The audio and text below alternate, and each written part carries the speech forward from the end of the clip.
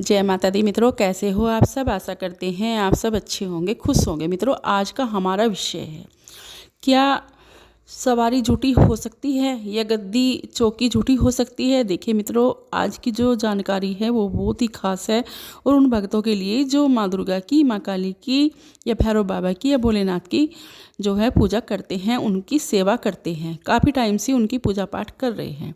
और उन लोगों के लिए बहुत ही खास जानकारी है जिन पर सवारी आई है।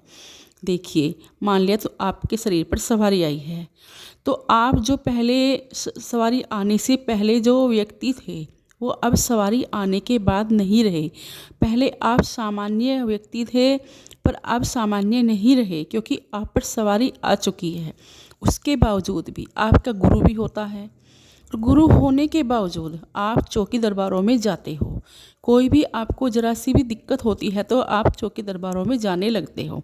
जब आपका गुरु है, आपने अपना गुरु बनाया हुआ है, तो फिर आप चौकी दरबारों में क्या करने जाते हो।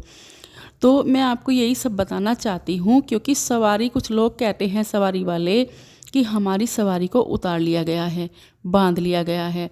तो क्यों उतार लिया गया है, क्यों बांध दिया गया है, वो आपकी गलती के कारण हुआ है। देखिए, ना तो कोई किसी की सवारी को बांध सकता है ना उतार सकता है।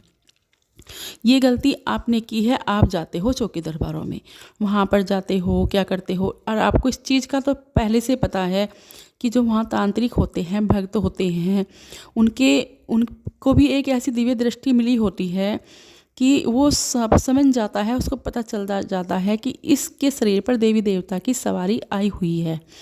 तो वो क्या काम करता है, आप उसे बोलते हो मेरी ज़िंदगी में परेशानी चल रही है, मुझे झाड़ा लगाइए। आप वहाँ पर झड़वाने के लिए जाते हो, वो आपको झाड़ा लगाता है। और जैसे ही वो आपको झाड़ा लगाता है तो आपके मस्तक पर वो हाथ लगाएगा, आगे चक्कर के पास हाथ लगाएगा। और वहाँ पर जब वो अपनी उंगलियाँ रखेगा तो ऐसा कर करके वो आपकी सवारी को उतार लेगा। आप जो भी देवी देवता की सवारी आई है उसको उतार लेगा या बांध देगा। इस तरह से आप अपनी ही गलती के कारण ये सब करते हो। जब सवारी एक बार बंध जाती है या उतर जाती है तो फिर वो लौट कर नहीं आती। ये गलती कभी मत करना। जब आपका गुरु है तो आप चौकी दरबारों में किस लिए जाते हो। क्या आपको अपनी सवारी पर, अपनी शक्ति पर जो है विश्वास नहीं है, नियंत्रण नहीं है। क्यों नहीं है, क्यों नहीं नियंत्रण है आप पर, क्यों नहीं आपको ऐसा लगता कि जब हमारे पे शक्ति आई है, सवारी आई है, तो हमारी रक्षा वही करेगी ना। तो हम वहाँ चौकी दरबारों में किस लिए जा रहे हैं। यह हमारा गुरु है, हमें सही राह दिखाएंगे, आपके इष्ट देव आपको सही राह दिखाएंगे। उन पर विश्वास क्यों नहीं करते। पर नहीं, आप वहाँ जाते हो और अपनी सवारी को बंधवा देते हो, उतरवा देते हो, फिर बोलते हो कि हमारी तो सवारी बंध गई है, उतर गई है। तो ये सब गलती आपकी है, फिर आप पर सवारी कभी नहीं आती। दूसरी बात, अगर आप पर सवारी आई है तो आप किसी के कीर्तन में या जागरण में नहीं जा सकते। क्यों नहीं जा सकते, इसलिए कि आप अगर कीर्तन जागरण में जाओगे तो आप क्या काम करोगे, वहाँ खेलना शुरू कर दोगे।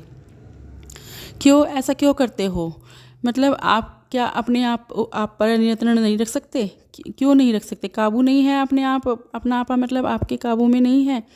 वहाँ पर अगर ऐसा करोगे आप बदनाम हो जाओगे। कुछ लोग सच मानेंगे, कुछ झूठ मानेंगे कि इस पर सवारी आई है ये इसलिए जो है खेल रहा है, कुछ सच मानेंगे, सब नहीं मानते। तो इस तरह से आप बदनाम हो सकते हो।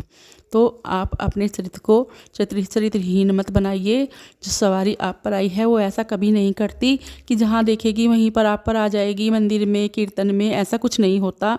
ये सब आप अपनी गलती के कारण ही करते हो। अपना प्रदर्शन करने की कोशिश करते हो, अपना नाम उठाने की कोशिश करते हो। देखिए, अगर सवारी वाले व्यक्ति आप हो तो आप सावधानियां बरतिए और सवारी का सही इस्तेमाल कीजिए। वो जब आई है तो आपके सभी दुख दूर करेगी, आपके कष्टों को हरेगी और आपको जग कल्याण के लिए चुनेगी।